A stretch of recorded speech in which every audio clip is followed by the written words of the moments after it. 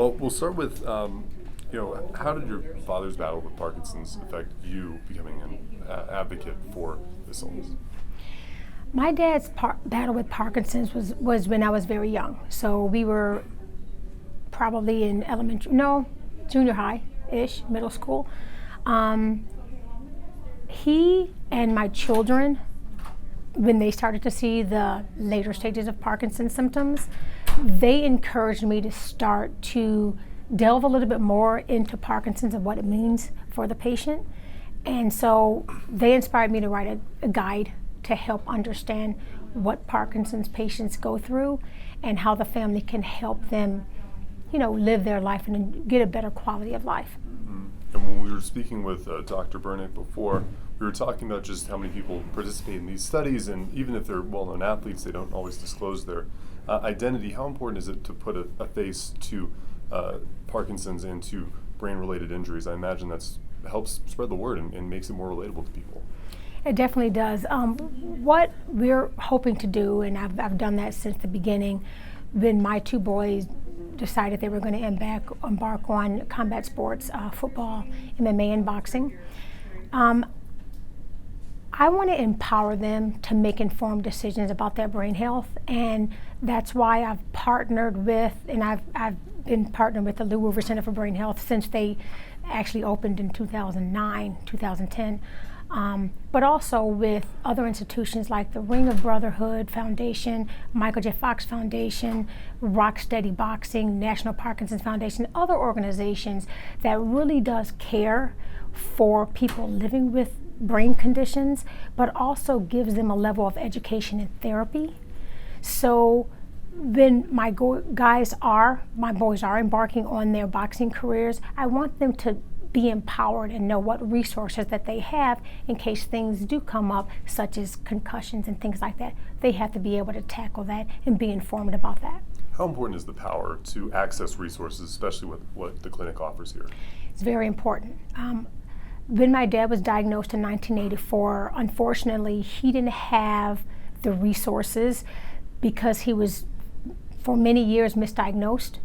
And so that was frustrating for him because a lot of neurologists and movement disorder specialists were sending him away saying he didn't have Parkinson's because he was too young. So the importance of the Lou Rover Center for Brain Health and the services they offer for people with brain injuries such as CTE, Parkinson's, multiple sclerosis, diseases where we don't know how to handle them, especially as a family unit, because when you have diseases such as this, it doesn't just affect the patient, it affects the whole entire family unit and even friends. So we have to handle this in a way where it's a team effort. And so we have a program here that is incredible, which my daddy did not have the advantage of, is that they offer support, education, therapy. They're doing research every day to help manage and improve the quality of life of people living with brain diseases. What would you say to people that are apprehensive or don't know how to take those next steps? And I know it can be a very difficult thing to take a first step, like coming out here. How do you motivate someone to make that first step? Well, first, it's when my dad was first diagnosed and he was starting to exhibit some of the symptoms of Parkinson's. The main one was tremors, and then he had the non-motor skill of slurred speech. He was uncomfortable in the limelight because he never met a microphone or a camera that he didn't just love. And then all of a sudden, he had a softer voice, and then he started shaking. So he had to process what was going on when he was first diagnosed. But eventually, once he was able to digest and accept what he had, then he could come out, teamed up with Michael J. Fox, and both collectively as young onset Parkinsonians started to help raise awareness and funds with people who have Parkinson's. We're lucky and blessed because the Lou Rover Center for Brain Health's presence has a positive impact not only on this community here in Las Vegas, but the rest of the world. Can you talk to us about just seeing all these people that are coming here today and knowing how big of a center this has become and a capital for this type of research and treatment?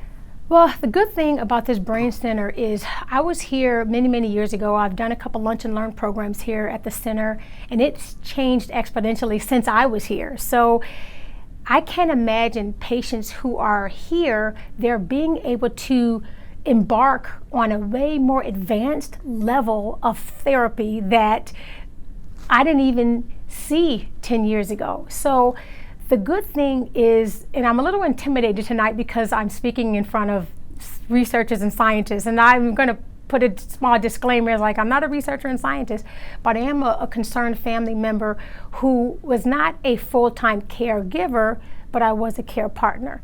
And so I was involved in the care and the process of my dad living with Parkinson's for over 35 years. And I understand being a care partner is not an easy job. And so I want to suggest and encourage people to kind of lean on your neighbor, lean on your family members, and try to get as much help and support that you need so that you can care effectively for your loved ones living with Parkinson's. And it feels like nowadays too that a lot of the people that would be coming here wouldn't have the same experiences with the doctors that I'm sure your dad had initially. These are an entirely new group of people that have been educated through the partnership of looking at your dad's history and his work, and I'm sure all the research that has come since from it.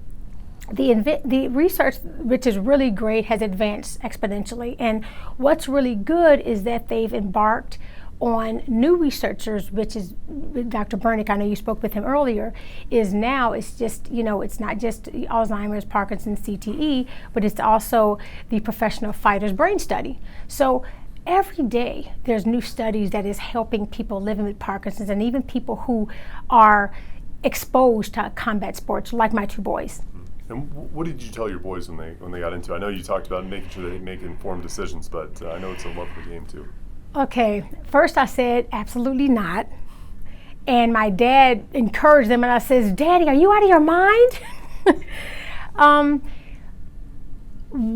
We tried to avoid high impact sports for a long time, and then what we ended up doing was like wait until you get in high school, because they wanted to do it a lot earlier. Like my older son, he played football and he wanted to do tackle football, and I said, no, you got to wait till you get older. And so I was able to get him to wait at least until high school. But it was a struggle. At first we said absolutely not, and then when my youngest wanted to get into boxing as an amateur, we said absolutely not. But I think my boys, my husband and I tried to support them through guidance and safety at the forefront. So what we try to do is to protect them and getting involved in a program. And fortunately, my oldest son played at Bishop Gorman, so they had a program that was very responsible, I should say. We sought out medical advice on a regular basis when concussions would take place. There would be waiting periods where my son wouldn't practice or play in games and things like that. So the good thing about certain programs is you have to arm yourself with programs that is going to be long-term best for your son's brain health. And that's what Dr. Bernick has been doing, is trying to study long-term care for people who are involved in high-impact sports like boxing and MMA. So what we can try to do is try to encourage people to partner with organizations that could help with your long-term brain care, if not preventative. And then my last question for you too on this is that now you have this center and you have this clinic and you have all these doctors that are here too, and you have athletes that are also continuously participating in the brain health study. Yes. I imagine that makes you feel a little bit safer about the future of your boys. I do feel safer. Boxing has become a lot safer in preventative. I think promoters are becoming a lot more embracing when it comes down to these brain studies. I think they're more responsible than they used to be when my dad was boxing. There were no waiting periods. There were no concussion testings back then. My dad would fight 10 times in a year. I mean, it was insane.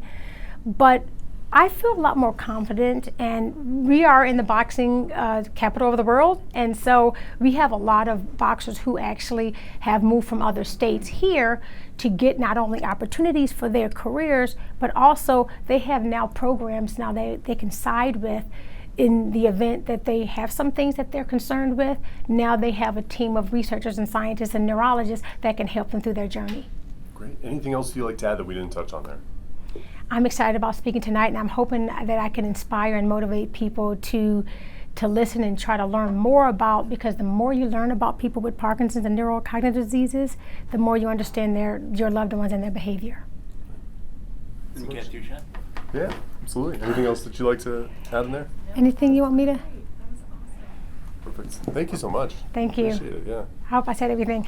You did, yes. Thank you so No, much. Thanks it's- for having us. And thanks for actually coming here and shining a light on this center and what it's doing, because I was talking to, was it Nicole? I've known her 10 years. The center has grown so much since the last time I was here, and I'm so positive and I feel really confident that I actually sent Leon Spinks here. When he moved here, I sent him here to the Brain Center because I trust their work.